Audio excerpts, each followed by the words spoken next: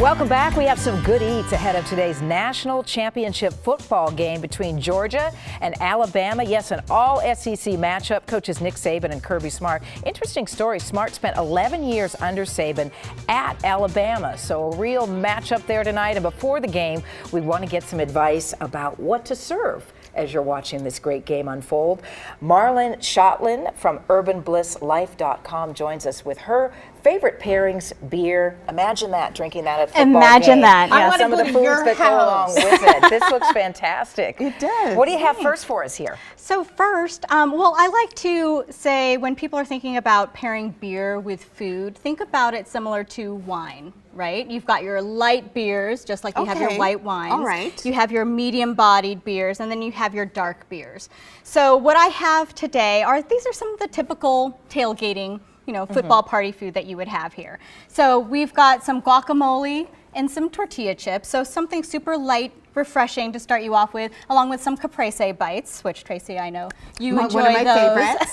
And I paired them today with a lager, and this is a local lager that just started out, G-Man. And lagers are really nice and bright and light. It does look beautiful. Oh yeah, and also a cider as well. Yeah, that was, So you light food, light beer. Then you move on to Yes. the heavier stuff, maybe pizza. which is Pepperoni at a that. mainstay. Pizza, Yeah. you've got to have pizza, right? If you're going to be watching football. So pizza, I like to pair with an ale. And actually, if you're going to just get one beer, and you don't have time to, try to figure out 3 different Sure. types, I would go for an ale. Ales are pretty much very versatile. They're medium-bodied, and so it goes well with pizza. But the ale also can go well with ribs as I well. better give So it a you try can here. swing I think you either should way. try it. Yeah. Oh, and the pizza's cold, just the way I like it. This is more of my style. But then you say when you get to the really heavier food, like the Yes. ribs and brownies, you go Brownies, completely yes. heavy with the beer too. Heavy and heavy. Heavy and heavy, similar to wines as well, right? Okay. So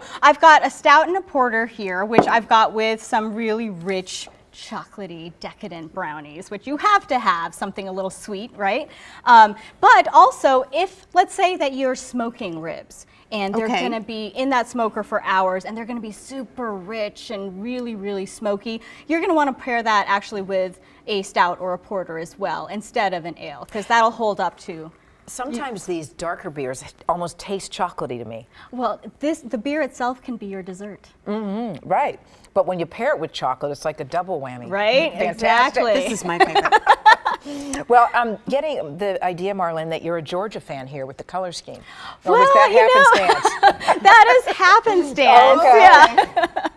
So I'm not going to pledge you're my neutral on the game, alliance huh? to yes. All I'm right. Just staying in neutral. general, this is kind of what you would do, have a little bit for everyone, the lighter food and then the heavier food and a little dessert. You don't have to have like tons of different things. Like one really Exactly. great chocolate dessert is good to go. Yeah, that's what I would do, especially the new year. A lot of people are on different diets. You're never sure, so. You did it with the brownie bites. Works for everybody. I think this would be a perfect diet. Marlon Shotlin, and again, football her site diet, is yeah. UrbanBlissLife.com.